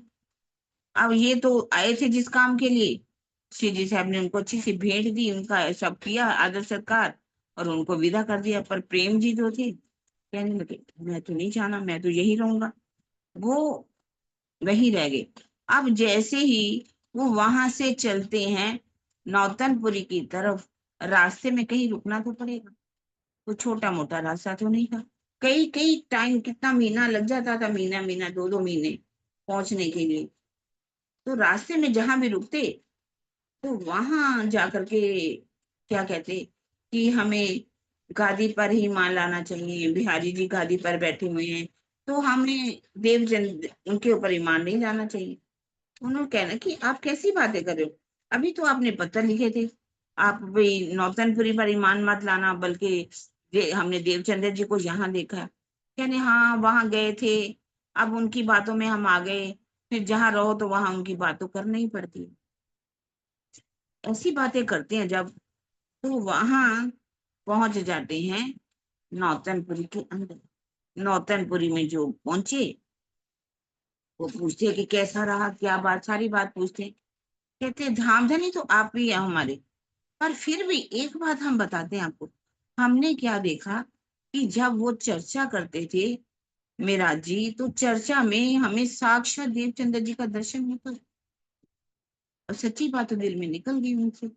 जैसे ही बात जुबान से निकली, कहते यदि आपने देवचंद्र जी को वहां देखा, तो आप मुझे यहाँ कहते हो कि तुम धाम के धनी हो, तो फिर मैं तो धाम की धनी नहीं रहा, मैं तो एक गादी का ही पति बन करके रह गया। तो इस तरह से वो नाराज हुए, नाराज हो करके भागने लगे। सारा सुंदर साथ उनके पीछे पीछे, महाराज जी कहाँ जा रहे हो, कहाँ जा रहे हो, आप ही हमारे धाम के धनी हो, आप ही हमारे धाम के धनी हो, आप ही हमें छोड़ करके क्यों जा रहे हो। पर वो कहाँ मानने वाले, भागते गए भागते गए, शाम का समय आ गया, एक पेड़ के नीचे जाकर के बैठ गए। कहती कि 3 दिन तक वहां बैठे रहे, सुंदर साथ हाथ जोड़ता रहा, पांव जोड़ मतलब अपने चरणों में गिराता रहा, पांव के चरणों में उनके गिराता रहा, लेकिन उनके ऊपर कोई असर नहीं। आखिर बहुत मुश्किल से समझा करके, ये सब ज्यों त्यों करके ले आए अपने घर, बातें जो इस्लाम की यो उठे दिल ऊपर। कहते ये इस तरह से सबको फिर से पातियां लिख दी गई कि जो भी ईमान उन पर ला रहे हैं, अब उनके ऊपर, में राज्य के ऊपर ईमान कोई ना ले। हमारे धाम के धनी तो नौतनपुरी के अंदर गादी पर बिहारी जी महाराज बैठे हुए। कहते बीच में एक किस्सा आ गया, तो ये मैंने बताया। अब रहीला खान में नलवे भेजने कैसे, नलवा जो तैयार किया था रजवी खान के घर भेजा गया। चर्चा बात रसूल की, उम्मीद नहीं जगदीश। अब रिजवी खान जो था, एक जगदीश का मतलब है जीव से। जगदीश जो नाम है 3 तरह से आएगा। ऐसे देखा जाए शरीर का नाम भी जगदीश होता है, विष्णु भगवान को भी जगदीश होता है। जो माने नहीं जगदीश को, 3 सिर जम की बात। लाठी तेरे लोक की संजमपुरी सिरदार, जो माने नहीं जगदीश को, 3 सिर जम की मार। और एक चौपाई आती है, वेदों के आपसी बुद्ध ईश्वरों का ईश, मेट का युग असराई मुक्त देसी सबो जगदीश। इस तरह से जगदीश का अर्थ अक्षरातीत भी है, विष्णु भगवान भी है, तन का नाम भी जगदीश। तो अब ये जो नलवे तैयार किए जाते हैं, कभी निजाम के पास बेचते हैं, कभी शेख वाजिद के पास बेचते हैं, सोबर सागरमल के पास बेचते हैं, बख्तावर के घर में भेजते हैं। और फिर ये सोचते हैं कि हम अपना फर्ज तो उतारना है। और इस तरह से 4 महीने हो जाते हैं। तो सारे मिलकर के, एक दूली चंद की हवेली थी, उसमें रह रहे थे। अब दूली चंद ने इतना झगड़ा किया कि आप तो हिंदू हो, आप मालाएं पहनते हो, टीका लगाते हो, कुरान की चर्चाएं करते हो, कुरान को पढ़ते हो। इस तरह से ब्रह्म ज्ञान न होने के कारण उसके अंदर दज्जाल ने डेरा किया। और वहां उनका इतना रूढ़िवादी लोगों ने उनका विरोध किया कि अब उन्होंने सोचा कि यहाँ से तो जाना ही पड़ेगा। अब अब देखिए, जिस स्थान में अक्षरातीत बैठे हैं, अब उनको कोई स्थान नहीं दे रहा रहने के लिए। कभी वो कहीं जाते हैं, कभी सराय इलाका जाते हैं, कभी लाल दरवाजे जाते हैं, कभी चांदनी चौक में जा करके रहते हैं। इस तरह से अब सोचा गया, अब रुका जो तैयार किया जाएगा, उस रुके में क्या है, हमें क्यामत के सारे निशान लगते। क्यामत के निशान जो हैं वो लिखे जाते हैं। क्यामत के निशान क्यों है सुंदर साथ जी, इसको हम थोड़ा सुनेंगे। एक निशान उसमें क्या लिखा गया, अजूज जब क्यामत आएगी, क्यामत जाहिर हो जाएगी, तो अजूज मजूज भी जाहिर हो जाएंगे। क्यामत का अर्थ है क्याम। वैसे तो होता है कि अखंड मुक्ति देने वाला जब ज्ञान का अवतरण हो जाए, इमाम मेहंदी साहिब जाहिर हो जाए, तो समझो कि क्यामत हो गई। लेकिन ये मुसलमान लोग क्याम के नाम से ही डर जाते हैं। उनका कहना सोचना होता है कि जब क्यामत आई तो इसका मतलब है कि ब्रह्मांड का लय हो जाएगा, हमारे सब सुख छिन जाएंगे। क्योंकि इन्होंने जाहिरी मानों को लिया और बातनी मायनों को कभी समझे। अब इसमें पहला निशान लिखा गया, अजूज मजूज का जाहिर। कई जो कते पक्ष में इनको याफिस की संतान भी कहा जाता है। कुछ लोग इसको सभ्य जाति कहा जाता था, अजूज मजूज को। ये एक ऐसी जाति के लोग थे जो क्या करते थे, वो दूसरे देशों में जाकर के उनको जाकर के लूट मार करके वापस आ जाते थे। उन्होंने एक अष्ट धातु की दीवार बना दी, और जहाँ की ये लोग हमारे इधर आए, ये सारा दिन क्या करते, दीवार को चाटते रहते, चाटते रहते, चाटते रहते। रात को ये इतनी पतली हो जाती, अब सोचते कि इसको हम सवेरे तोड़ देंगे। रात को सो जाते, सवेरे उठ के देखते हैं तो ये दीवार फिर से अच्छी की अच्छी खड़ी है, मोटी ताजी। पूरा दिन चाटते रहते हैं, लेकिन ये दीवार टूटती। ये अष्ट वास्तव में क्या है, ये अष्ट धातु की दीवार क्या है, ये अष्ट धातु की दीवार क्या है, ये हमारा शरीर। इसमें 8 धातुओं से ये शरीर बना है। सबको पता है, रक्त, रस, मांस, ओज, नाड़ी, खून, अस्थि, इस तरह से 8 धातुओं से ये शरीर हमारा बना। और इसमें क्या है, अजूज को 100 हाथ का कहा। दिन भर हर इंसान की इच्छाएं 100 तरफ जाती, तृष्णाएं में भागता रहता है। प्रातः काल से जो उठता है, सारा दिन ये काम करना, वो काम करना, ये करना, वो करना, करते करते करते रात को क्या है, ये शरीर जो अष्ट धातु की दीवार है टूट करके इतनी पतली हो जाती है। तब इच्छा में होती है कि एक चारपाई मुझे मिल जाए और मैं कुछ समय के लिए आराम कर लूं। एक ही इच्छा होती कि मुझे नींद आ जाए किसी तरह से। प्रातः काल जब देखते हैं, जो रात को दीवार ये इतनी कमजोर हो जाती है, क्योंकि मजूज को एक हाथ का कहा गया और अजूज को 100 हाथ का कहा, और ये याफिस की संतान कहा गया। इसकी जो सेना है 40 लाख की गई, और ये कहा गया कि 40 लाख का, इसके 3 सेनापति हैं, तुल्ला, ताबा और साबा। और देखा जाए तो इसको 40 लाख को अगर 365 से भाग किया जाए तो कहा जाता है 11 आता है, अर्थात 11वीं सदी में इमाम मेहंदी का जाहिर होना। और ये अजूज माजूज क्या है? ये दिन और रात हैं, जो जिनको सफेद चूहा और काला चूहा भी कहा गया है। ये इंसान के शरीर को पूरा दिन खाते रहते हैं। आखिर के समय ये रात, समाप्त रात को इतना पतला हो जाता है, फिर प्रातः काल काम करने के लिए तैयार हो जाते हैं। प्रातः काल लगेगा, फिर से हम काम करेंगे। तो ये जब परमात्मा आएगा, अल्लाह ताला आएगा, वो जाहिर हो जाएगा, उनकी सारी जो निशान है जाहिर हो जाएगी। जब 11वीं सदी में उनके आने का लिखा हुआ है, ये 30 सिपारे की बात भी लिखी हुई है। 10वीं ईसा, 11वीं इमाम, 12वीं सदी फजर तमाम, ये लिखा 20 सिपारे आम, 30वां सिपारा जाकुन।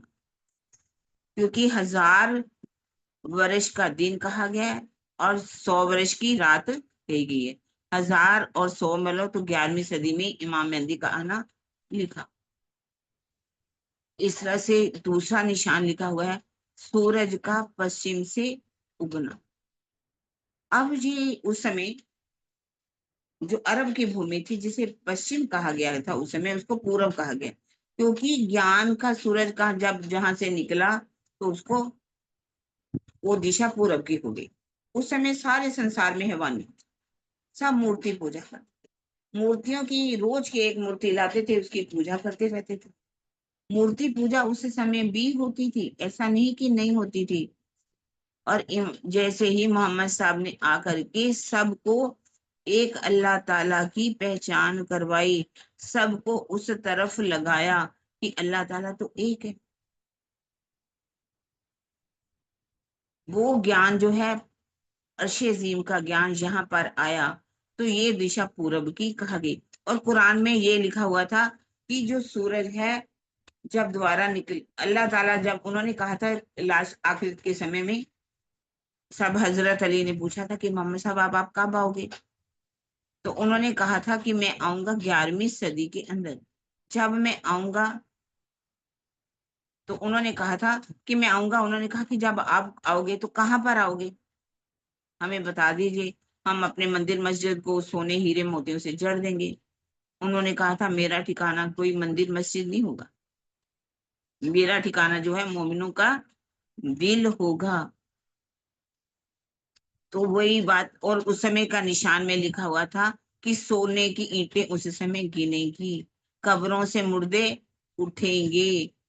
और ये भी लिखा था कि सूरज पश्चिम से उगे, और दजाइल भी उस समय जाहिर जो है वो हो जाए। अब ये सारा ज्ञान उन्होंने कहा कि यहाँ से जो शफकत बरकत उठ करके हिंदुस्तान में चली जाएगी। और वो आकर के कहाँ जाहिर हुए? आकर के हिंदुस्तान के अंदर पश्चिम में सूरज निकल आया, लेकिन लिखा हुआ है कि मुसलमानों के लिए ये अंधेरे वाला होगा, उसको वो पहचान नहीं पाएंगे कि सूरज निकल आया। अब सूरज तो निकला, सारी कुरान की शफकत बरकत उठ करके आ गई यहाँ पर। सारे कुरान के लिखे हुए जो अंदर भेद थे वो भी खुल गए, जिनको आज दिन तक कुरान पढ़ते हुए कितने हजार वर्ष हो गए थे, लेकिन अल्लाह ताला की पहचान पूर्ण जो होनी चाहिए थी वो नहीं हुए। वो क्या कह रहे हैं? बेसब्बी है, बेनमून है, बेचून है, बेचगुन है। उनका अर्थ वो निराकार, निरंजन, शून्य, निराकार हवा कहते थे, लेकिन उनको वास्तविक अर्थ जो था उनके पास खुला ही नहीं। तो इनको अभी पहचानी थी, जिस समय आकर के वो इस संसार में जाहिर हो गए। सूरज तो निकल आया, लेकिन मुसलमानों वालों के लिए वो अंधेरे का था, क्योंकि वो सोचते थे, रोज उठ करके देखते हैं कि आज सूरज पश्चिम से निकला, आज सूरज पश्चिम से निकला, अंधेरा होएगा तब सूरज निकलेगा। सारी बरकत वहां से उठ करके हिंदुस्तान में आ गई। 4 वसीयतनामे भी मक्का से आ गए, लेकिन यहाँ के लोग उनकी स्वरूप की पहचान नहीं कर पाए। तो इसी को कहा है सूरज का पश्चिम से उगना, मगरब से, जिसको कहा गया मगरब से उगना। अब एक निशान है कि दजाल का गधे, काने दजाल का गधे के ऊपर सवार होना। वास्तव में दजाल क्या है? कोई मुसलमान लोग क्या करते हैं, जब नमाज पढ़ते हैं तो वो नमाज पढ़ते हुए कभी इधर देखते हैं कभी उधर, क्योंकि उन्होंने कहा जब तुम बंदगी करोगे, नमाज पढ़ोगे, तो दजाल उसी समय आएगा। वो तलवार लेकर के बैठते हैं, जैसे दजाल आएगा हम वध कर देंगे। वो सोचते कोई शरीरधारी दजाल आएगा तो हम उसका वध कर देंगे। वास्तव में दजाल तो सबके अंदर बैठे हैं। क्योंकि उस अजाजील ने अल्लाह ताला से मांग लिया था, जब आदम और हवा का, सबको मालूम है आदम और हवा की कहानी। और आदम ने जो जिनको आदम और हवा जो एक विश्व में रहते थे, और अजाजील ने कैसे अंदर प्रवेश अंदर कर लिया और उनको फल खिला दिया जिनसे उनका मिलन हुआ, और ये सरमान की उत्पत्ति हो गई। और उन्होंने कहा था कि मैं आकर के इनके दिलों पर राज करूंगा। और आज भी वो सबके दिलों में बैठा हुआ है, सबकी आंखों में बैठा हुआ है, और किसी को भी अल्लाह ताला की पहचान नहीं। क्योंकि जैसे ही कोई ध्यान लगाएगा बंदगी, हम भी देखो ध्यान लगाते तो मन ऐसा दजाल है, कभी यहाँ भागेगा कभी वहां भागेगा, क्योंकि ये जन्म जन्मांतर ना जाने कितने जन्मों से संस्कार सारे जो उसके अंदर भरे हुए, और कभी कुछ बना कभी कुछ बना, जिस कारण से वो दजाल जो है किसी को भी उस अच्छे रास्ते पर, परमात्मा के रास्ते पर लगने ही नहीं देता। और इसके काना कहने का मतलब क्या है? काने दजाल का मतलब कि इनकी जाहिरी दृष्टि तो खुली है, लेकिन जो बातनी दृष्टि है वो बंद है। जाहिरी मायने तो कुरान के सारे खोलते हैं, लेकिन बातनी मायने जो है वो नहीं खोल पाते। कर्म कांड को तो लेते हैं, शरीयत तरीकत को तो मानते हैं, लेकिन हकीकत और मार्फत के जो भेद है उनसे खुल नहीं पाते। और इस ये 14 लोक का ब्रह्मांड ऐसे, इसको गधा कहा गया है। इसका कद इतना है कि इसकी जांघों पर 7 लोगों का पानी है, और इसके ऊपर सवार है काना दजाल। और लिखा हुआ है कि जब ये गधा मान लीजिए गिर जाए तो इस संसार का हाल क्या हो। ये बातनी मायना है, लेकिन इनको समझ में नहीं आती, इसीलिए ये नमाज पढ़ते हुए इधर देखते हैं उधर देखते हैं। वास्तव में इनके अंदर ही दिल में बैठा होता है। जैसे कि अकबर बादशाह जो था, एक बार एक सूफी संत उनके यहाँ आ गया मिलने के लिए। जब सूफी संत आया तो उन्होंने कहा अभी नमाज पढ़ो। सूफी संत नमाज नहीं पढ़ते। अल्लाह का समय हुआ तो अकबर नमाज पढ़ने लगा। अब वो हंसी जाए, देखे देख देख करके हंस रहा हंस रहा। तो जैसे उसकी आंख खुली, नमाज पढ़ के देखा, तो सूफी संत तो नमाज ही नहीं पढ़ा। उन्होंने, कहा जाता है कि उनको सूली पर चढ़ा दिया था। उन्होंने कहा तू क्या तुम नमाज पढ़ रहे थे? कहता हाँ मैंने नमाज पढ़ी। देखा नहीं आपने मैंने नमाज पढ़ी? कहते उस समय तो अफगानिस्तान में काबुल में जा करके अपने घोड़े खरीद रहा था कि ये घोड़ा कैसा होगा, कि इसकी नस्ल कैसे होगी। नमाज नमाज तो तुमने पढ़ी, उठक बैठक तो की, लेकिन तुम्हारा मन कहाँ था उस समय? काबुल में जा करके घोड़े खरीद रहा।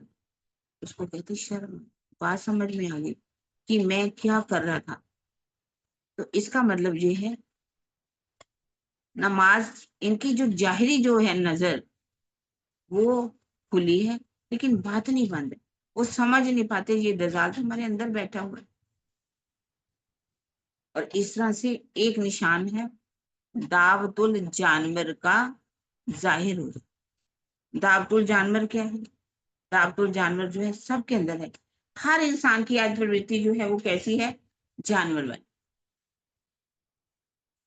उसमें लिखा हुआ है जो जब क्यामत आएगी उस समय दावतुल जानवर जो है वो जाहिर हो जाए।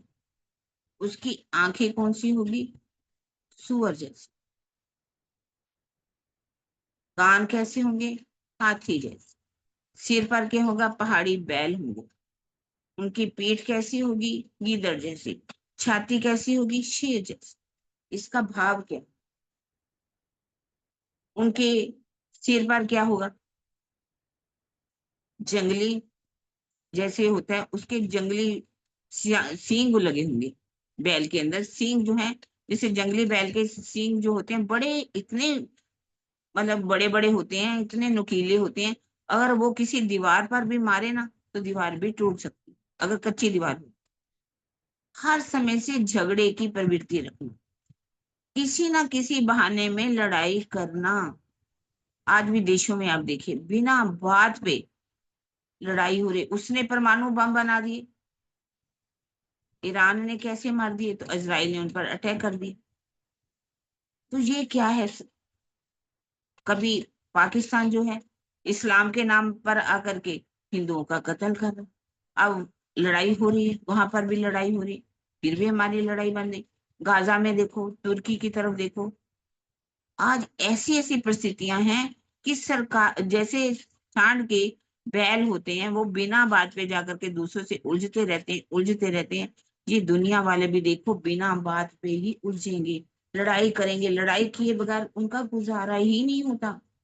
एक औरत थी, उसको रोटी नहीं पचती थी जब तक वो मोहल्ले वालों से लड़ ना ले। कभी किसी के पास चली जाती, कभी किसी के पास जाए, बिना बात पे तुमने ये क्यों कर दिया, ये क्यों कर दिया, ये गली में कूड़ा क्यों फेंक दिया, आपकी आवाज क्यों आ रही है, आप लड़ाई क्यों कर रहे हो, आप बर्तन की आवाज क्यों आ रही है। बिना बात पे वो सबसे ही लड़ती रहती थी। अब घर में बहू आ गई, शादी कर दी। अब मोहल्ले वाले शांत होके कहने लगे, शुक्र है अब उनकी बहू आ गई।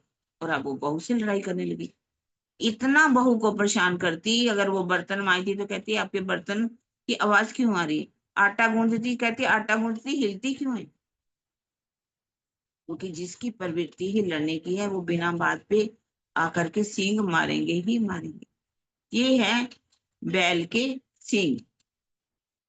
अब आंखें कैसी है? सबकी सुअर जैसी। किसी को भी देख लो, किसी को सत्य बात तो नजर ही नहीं आती कि वो कितना सत्य है। लेकिन कहीं ना कहीं से वो उसमें से झूठ को ढूंढेंगे, इसने कहाँ से मैं बाल की खाल उतारूं। मुझे एक बात मैं आप सबको बताती हूँ, आधुनिक रूप में आज भी चल रहे हैं। क्योंकि आंख में सुअर का मतलब क्या है? जैसे प्रेमानंद जी महाराज इतने सुंदर प्रवचन करते हैं, सारी दुनिया उनकी दीवानी है। लेकिन कुछ दिनों से उन्होंने एक वक्तव्य दे दिया, जो कि वास्तव में ऐसा है कि आजकल की लड़कियां कैसे कपड़े पहनती, कैसे दूसरों के साथ रिलेशन बनाती हैं, कैसे कई कई समय रिलेशनशिप में रहती हैं, कैसे आज अपने पतियों को मार रही हैं, पतियों को मार मार करके उनको मौत की घाट उतार करके कहाँ कहाँ गिरा रही हैं। कभी नीले नीले डब्बों में बंद कर रही हैं, कहीं कहीं कुछ हो रहा है। और औरतों तो छोड़ो, आदमियों की भी कमी है। वो भी अपनी, और जो उनकी प्रेमिका हो या लड़कियां जिनकी, उनको मार मार के टुकड़े टुकड़े करके उनको भी मिक्सी में चला करके फेंक रहे हैं, ताकि उसकी हड्डियों का भी पता ना चले, उनकी मांस कहीं से पता ना चले, कि बदबू भी ना आए किसी को। तो जैसे कि प्रेमानंद जी ने आज बहुत एक ऐसा वक्तव्य दे दिया। उन्होंने कहा कि आजकल की जो लड़की है, 25 साल की लड़की जब शादी करके आती है, तो वो 4 जगह मुंह मार के आती है। बात तो सत्य है, झूठ नहीं कहा उन्होंने। हालांकि वो बहुत बड़े संत हैं, तो उनको बात थोड़ी सी तरीके से करनी चाहिए, कि आज हर इंसान को समझना चाहिए, ऐसा कार्य नहीं करना चाहिए। पर यदि किसी नारी जाति के ऊपर अटैक हुआ, पूरा नारी नारी जाति उठ करके खड़ी हो गई, और वो प्रेमानंद जी के पीछे पड़ गई। ऐसे अनिरुद्धाचार्य जी ने भी कुछ वक्तव्य दे दिया, तो उनके पीछे भी सब लोग पड़ गए। क्योंकि उनके अंदर के गुण तो नहीं दिखाई दे रहे, कि वो दुनिया को समझाने के लिए किस तरह से नारी जाति को भी आगे करने के लिए उन्होंने ढोल गवार पशु नारी ये सब ताड़न के अधिकारी, जो तुलसीदास जी ने ढोल गवार शूद्र पशु नारी ये सब ताड़न के लिए, कितना अच्छा अर्थ बताया उन्होंने। पर लोग जो हैं, जो पहले जमाने के लोग, इन पशुओं को, औरतों को गुवारों को, सबको एक तुच्छ समझते थे। उन्होंने अच्छे से भाव बता करके उनको ऊपर किया। उन्होंने नारियों को भी आगे बढ़ाया, उनकी का महत्व कम नहीं किया, लेकिन सब उन बातों को भूल गए। लेकिन इन बातों को याद रखा कि उन्होंने ऐसा वक्तव्य दिया, क्योंकि लोगों को आदत है किसी की निंदा। सब रस से तो बहुत सारे रस हैं, लेकिन निंदा रस सबसे अच्छा है। किसी की निंदा करनी शुरू करो।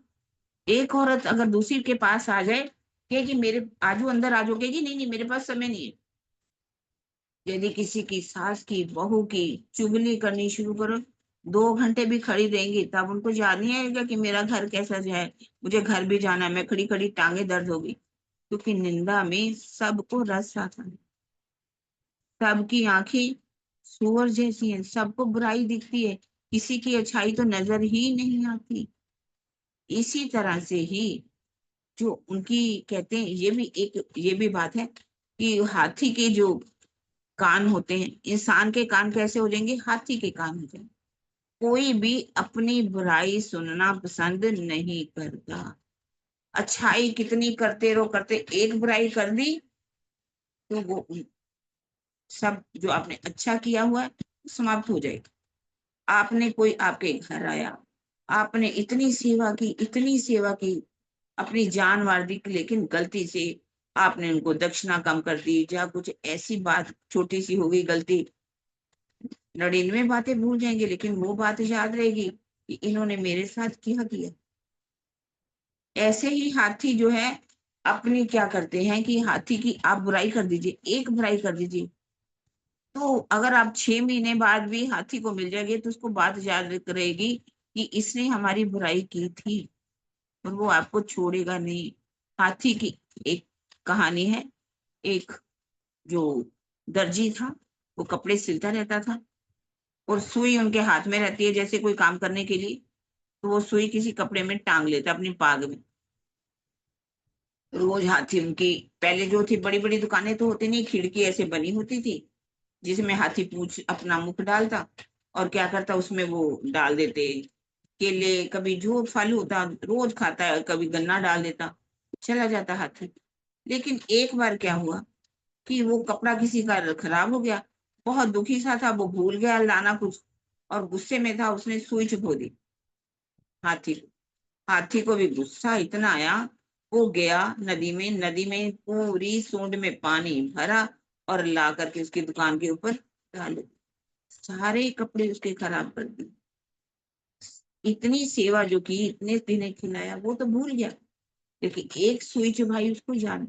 इसलिए कहते हैं कि हाथी के कानों में क्या डाल दिए जाते हैं, घंटे, ताकि तुम कैसे चलो, हाथी की चाल चलो। हाथी के कानों में जैसे चलना है, हमें भी संसार में, हम सबकी बुराई तो होगी, जरूरी नहीं कि आपकी अच्छाई होगी, दुनिया आपकी बुराई करेगी, लेकिन कहते हैं चल तो हस्ती होए के पहर, गज घंट बजाए, बैठ सुई नाके बिनो, जानो कोई अंग टकाए। हाथी की चाल चलना चाहिए, जैसे उसके कानों में घंटे लगाए जाते हैं। इस संसार में रहना है तो आपको कान में घंटे लगा करके चलना ही पड़ेगा, नहीं तो दुनिया वाले तो आपकी टांग खींचेंगे, कोई आपको हाथ बढ़ा करके आगे नहीं बढ़ाएगा, आपको पीछे खींचने वाले बहुत होंगे।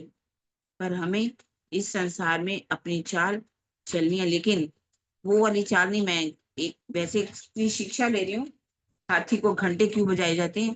अब हाथी के, आज सारा संसार के हाथी के जो है कान जैसे कान है, वो अपनी अच्छाई तो करते जाओ, बहुत स्तुति तो सुनेगा, लेकिन बुराई नहीं सुनना। लेकिन कबीर जी ने कहा, निंदक नेड़े राखिए, आंगन कुटी बनाए, बिन पानी बिन साबने, निर्मल देह बनाए। निंदक को पास में रखना चाहिए। आप सोचे कि अच्छाई कोई करता रहे, अच्छाई कोई करता रहे, बुराई ना करे, तो वो कभी भी आगे नहीं बढ़ सकता, वो पीछे रह जाएगा। जैसे एक बालक था, लड़का, रोज बड़ी अच्छी चित्रकारी करता, अपने पिताजी को दिखाता, पिताजी रोज एक नुक्स निकाल दे, देखो बेटा ये कमी है। पर लोगों में जब वो अपनी पेंटिंग दिखाता, लोग इतने पसंद करते, तुम्हारी पेंटिंग कमाल की, उसकी पेंटिंग हाथों हाथ बिक जाती। इस तरह से रोज बनाता और दिखाता, जाके पिताजी फिर नुक्स निकाल देते, लोग बहुत पसंद करते। एक दिन उसको इतना गुस्सा आया, सोचने लगा पिताजी को दिखाना ही नहीं, ये तो इनकी आदत ही पड़ गई है, ये मेरी गलती निकालती। तब उसने जाकर के बेचनी शुरू की। धीरे धीरे क्या हुआ कि उसकी पेंटिंग कोई भी खरीदे ना, धीरे धीरे इतनी इकट्ठी हो गई, लेकिन बेची। तब उसको समझ में आई कि जब तक मैं अपने पिताजी के पास जाता था, वो मेरी गलती निकालते थे, मैं उसको सुधारता रहता था। हमें सुधारने की समझ आ जाएगी जब हमें पता चलेगा कि हमें अपने हाथी के जैसे कान है वो नहीं बनाने, उससे शिक्षा लेनी। आप कहते हैं कि उनकी जो पी, पीठ है वो गीदड़ जैसी होगी। पीठ गीदड़ की मतलब क्या है कि घर में कोई भी काम, हमने कोई शादी करनी, शादी में लाखों रुपया लगाएंगे, करोड़ों रुपया लगाएंगे। अगर मकान बनाना हो, इतनी मंजिल मकान कट्ठा खड़ा कर लेंगे, शायद ऐसा मकान कोई कोठी बना ही नहीं सकता। कोठी तो कहना ही बेकार है, आजकल तो महल बनते हैं, बंगले बनते हैं। और यदि कोई घर में मेहमान आ जाए, बेटी के ससुराल में से आ जाए, तो कितनी से उनको पैसा दे देंगे, लिफाफा देंगे, ताकि हमारी बेटी की इज्जत बनी रहे, उसको थोड़ा भी नीचा, पैसे हो ना हो तो पर जरूर देंगे उनको। अगर उन्हीं के घर आप चले जाओ सेवा के लिए, बड़े बड़े पैसे वालों को देखा है, 1100 रुपया निकालेंगे, 500 रुपया कोई निकाल लेगा, और कई तो ऐसे 250 देगा, कोई 100 देगा। धर्म के काम के लिए उनके पास पैसे कम नहीं है, उसके लिए उनके इतने पैसे कम निकलते हैं, ना जाने उनका दिल जो है कहाँ चला जाए। उनको ये भी समझ में नहीं आती कि ये सेवा का पैसा है किसी के, अगर वो सेवा लेने वाला अपने पर्सनल यूज के लिए तो आप इतना दे दो तो कोई प्रॉब्लम नहीं। लेकिन यदि किसी अच्छी काम के लिए, चाहे वो ज्ञान केंद्र हो, चाहे गुरुकुल हो, चाहे कोई ऐसा धर्म का क्षेत्र हो जहां से विद्वान तैयार हो, विदुषियां तैयार हो, तो उनके लिए सुंदर साथ को, सभी को सेवा जो है किस तरह से देनी चाहिए, दिल खोल करके देनी चाहिए। लेकिन कोई भी सेवा देने को तैयार नहीं, क्योंकि हर इंसान की जो छाती है, पीठ है वो गीदड़ जैसी। धार्मिक कामों के लिए वो अपना दिखाएंगे गरीबीपन, लेकिन जैसे ही रिश्ते की बात हो, बेटे की रिश्ते की बात हो, बेटी की रिश्ते की बात हो, तो वो कहेंगे हम इतना लाख लगाएंगे, इतना लाख लगाएंगे, इतना पैसा लगाएंगे, इतना सोना चढ़ाएंगे, इतना दान दक्षिणा देंगे, दहेज इतना देंगे। और उन्हीं ऐसे भी लोग हैं जिनकी छाती जो है वो कैसी है, शेर जैसी, हर बात के लिए लड़ने के लिए तैयार होंगे। लड़ना तो ऐसे कि बस कोई बात कही किसी ने, ईंट का जवाब पत्थर। जबकि फरीद जी ने बहुत अच्छी बात कही है, फरीदा जैते मारन मुखिया, तीना न मारी गुम, आपन अड़े घर जाई के पैर तीना दे चुम। कौन सुनता है फरीद जी ने क्या कहा। उसने हमारे को, हमारे सगन में आज से कई साल पहले, मान लीजिए 50 साल पहले, जो 30-40 साल पहले, उन्होंने हमें तो 500 रुपया दिया था। वो लिख लेंगे रजिस्टर पे, और लिख करके के ऐसे ही करेंगे कि 50 रुपए हमने, उन्होंने 500 दिया था, हम भी। उस समय नहीं सोचेंगे उस समय की 500 की कीमत क्या थी और आज 500 की कीमत क्या है। उस समय 500 में पूरा पूरे परिवार, पूरी पूरी शादियां हो जाती थी। आज उस 500 में आपको एक छोटा सा सूट भी खरीदने जाओ तो घटिया सा सूट मिलेगा। मतलब एक तो ये बात है ही, और दूसरा क्या है, अदला बदला का, कि उन्होंने ऐसा किया तो हमने भी ऐसा करना। तो किसी को भी खून करना, किसी ने कुछ भी कह दिया हो, तो उसका ऐसा बदला लेंगे, ऐसा बदलेगा कि उसको पानी मांगने के लायक भी नहीं छोड़ेंगे। और ऐसे केस तो देखे कि यदि किसी ने कुछ खरीदने आया, खरीदने की सबब कुछ गाली दे दी, जब उसके मुख से निकल गया, उसकी उसी हाथों से ही हत्या कर देंगे। क्योंकि लोगों को दया भावना नाम की भी चीज नहीं है कि दया भाव हो किसी के अंदर। सबका दिल जो है कठोर हो चुका है, शेर की तरह। शेर जैसे किसी अपने शिकार के ऊपर जाकर के झपटता है, उसको कैसे जबाड़ों से समाप्त कर देता है खा करके। आज इंसान भी ऐसी ही प्रवृत्ति हो चुकी है, उनकी जो गर्दन है मुर्गे जैसी है, एक बीच में रह गया मुर्गे जैसी, झुकना नहीं जानता आज कोई। आजकल के बच्चे भी देखो, हमारे परिवार में बच्चों के बहुत अच्छे भी संस्कार देखे। सच सूरत में गई, कुछ बच्चों के संस्कार को देख करके मुझे भी बहुत हैरानी कि इन माता पिता ने कितने अच्छे संस्कार दिए। लेकिन कई घरों में चले जाओ, बच्चे प्रणाम करना भी अच्छा नहीं मानते, ऐसे निकल जाएंगे नाम जी, नाम जी, मतलब मुख से ऐसे प्रणाम जी निकलेगा कि जैसे को कोई जहर भरा विष उनके मुख से निकल रहा है। क्योंकि हर कोई झुकना नहीं चाहता।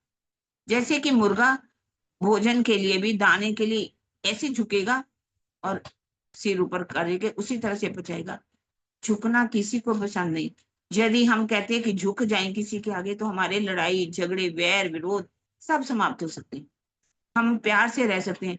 अगर वैर विरोध रहेगा तो आपका अंतस्करण इतना दुखी रहेगा, इतना दुखी रहेगा, आप ध्यान भी लगाना चाहोगे तो नहीं लगेगा। लेकिन यदि हमने किसी की गलती को माफ कर दिया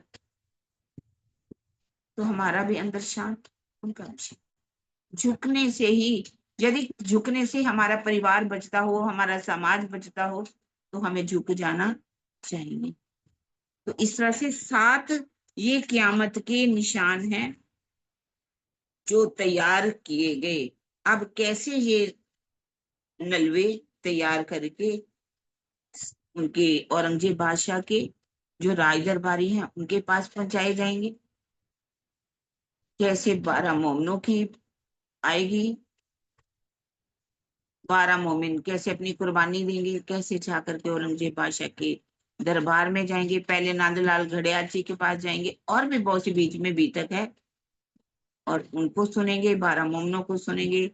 राजी ने जहां तक कल बीतक कराई, पाती तक तो हम पहुंचेंगे नहीं। हो सकता है पाती की भी हम पढ़े कि पाती में छोटी पाती क्या है, बड़ी पाती क्या है, जागने का कार्य कैसे करना है। जागने के कार्य के लिए यदि हम निकलते हैं घर से, तो हमें समस्याओं का सामना भी करना पड़ेगा। लेकिन यदि हम उनको समस्या समझते तो हम जागने का कार्य नहीं कर सकते। तो कौन कौन सी समस्या आएंगी, कैसे व्यवहार करना चाहिए, उन सब बातों को सुनेंगे कल। आज जो हम चौपाई हैं उसको दोहराएंगे।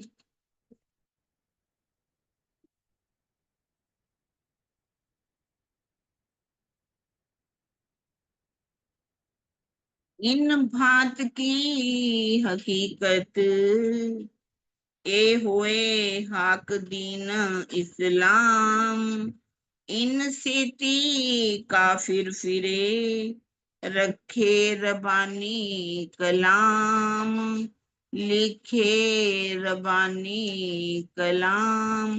बोलो श्री प्राणनाथ प्यारे की जय। बोलो श्री सदगुरु महाराज की। प्रणाम जी सुंदर साथ जी।